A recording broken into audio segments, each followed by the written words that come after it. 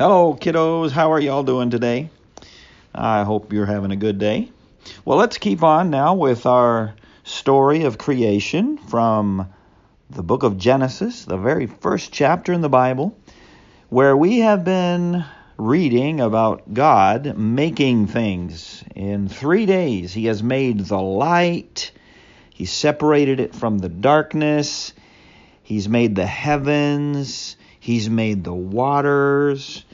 And then on another day, He made the trees and all of the plants with their seeds so that they could keep producing and keep giving us more and more fruit and trees and all the different kinds of flowers.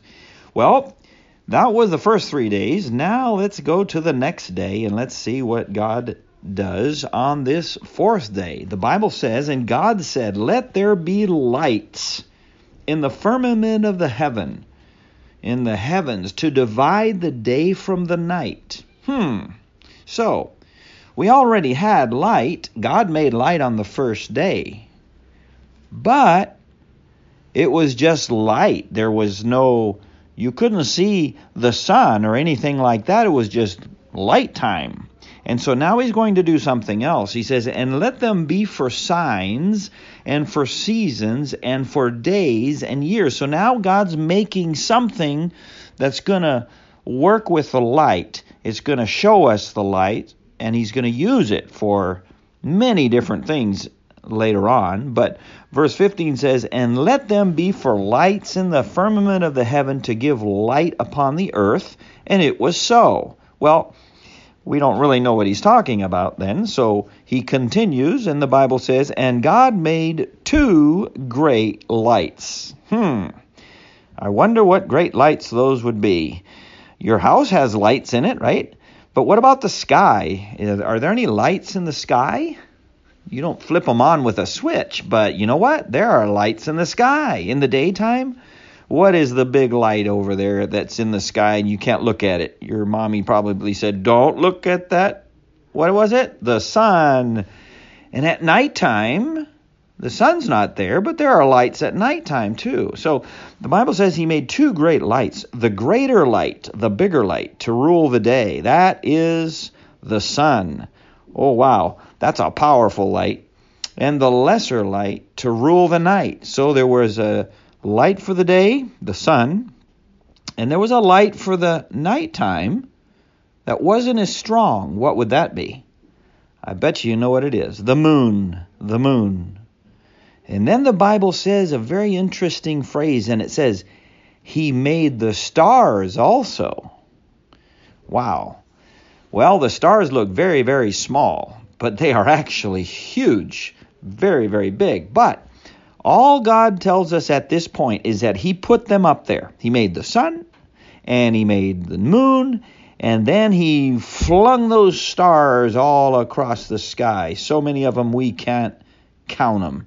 Nobody can count them. There are too many of them. And then it says, "And God set them in the firmament of the heaven to give light upon the earth." So those lights were for the earth. And it says, "And to rule over the day and over the night." So He's just explaining what He's doing with these 2, especially the 2 big lights, the sun and the moon. "And to divide the light from the darkness." So He made it so that we would have daytime and nighttime. But each one of these has their own special light. And God saw that it was good. Now this was important to understand. God made the sun and the moon and the stars. Now, many, many people in the Bible and even today, there are places where people worship the sun and they worship and pray to the moon and the stars. And God is telling us that is absolutely wrong. They aren't gods. They are things God made.